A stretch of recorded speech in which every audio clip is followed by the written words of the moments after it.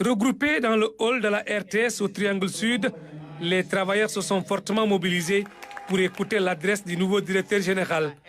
Devant l'assistance, Pape Alé Niang a décliné sa vision du service public. Je m'engage à œuvrer avec toute mon énergie pour faire de la RTS un instrument au service de la vérité, de la transparence et du progrès de notre société.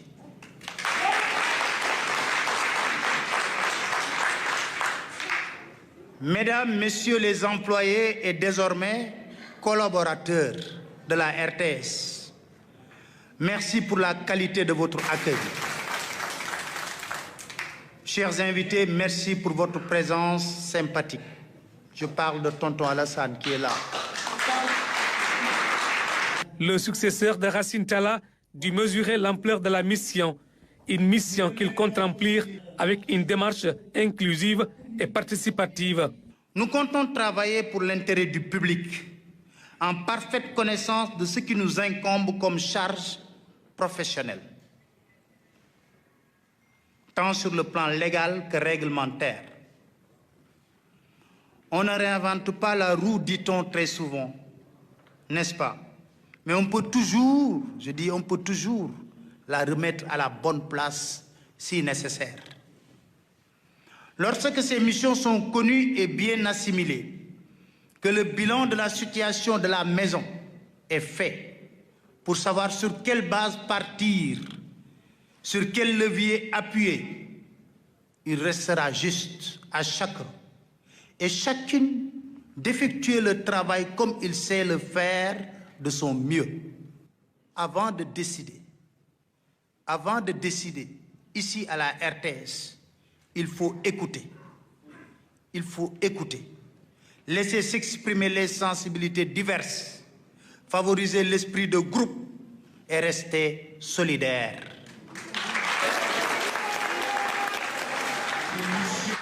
Auparavant, le DG entrant et son prédécesseur se sont passés le témoin avant de rencontrer le team management.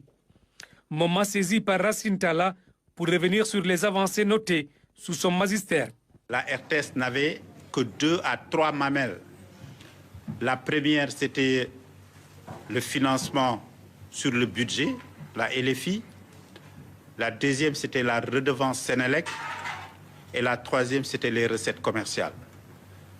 Et les recettes commerciales, je dois le dire, depuis qu'on est là, on a quand même cherché à les booster au point qu'aujourd'hui, c'est même devenu un argument contre nous. Je pense qu'aussi la tour, comme on l'a dit, c'est vrai, les hommes ont une vie courte, mais ce sont les hommes qui construisent des églises et des mosquées et des tours.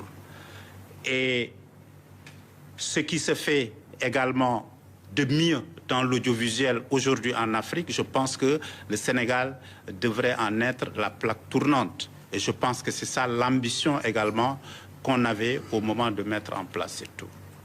Il part avec le sentiment du devoir accompli. Le directeur général entrant, Pape Alé Niang, s'est fixé comme mission de relever les défis avec le soutien de l'ensemble du personnel et des partenaires sociaux.